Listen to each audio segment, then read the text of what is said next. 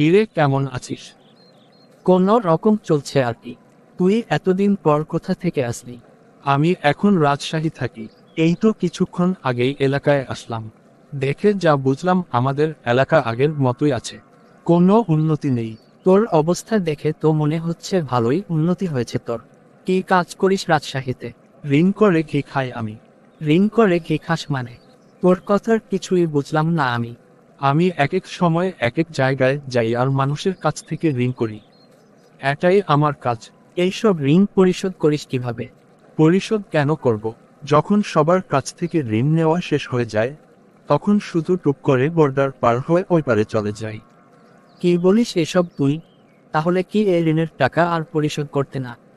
আমাকে পেলে তো ততদিনে আমি আমার নতুন ঠিকানা খুঁজে নেই। বিরাট অবস্থা। এই জন্যই তোর এত উন্নতি। তুই আগের মতোই বাটপার রয়ে গেলি।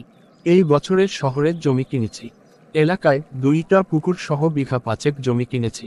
খাবারে প্রতিদিন কি থাকে, ঘি ছাড়া আমি খেতেই পারি না। তার মানে এই হলো তোর উন্নতি হওয়ার চাবিকাঠি। এখন বুঝতে পেরেছিস ঋণ করে ঘি খাওয়া মানে কি? খুব ভালো বুঝেছি।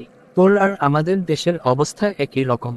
আমাদের দেশের উন্নতির পিছনে এই একই রহস্য, যার ফলে হাজার হাজার কোটি টাকা ঋণ আমাদের দেশের। তোর মতো তারাও টুক করে বর্ডার পার হয়ে যায়। বাটপারে দেশটা ভরে গেছে রে। আচ্ছা, আজ তাহলে আসি, পরে আবার দেখা হবে।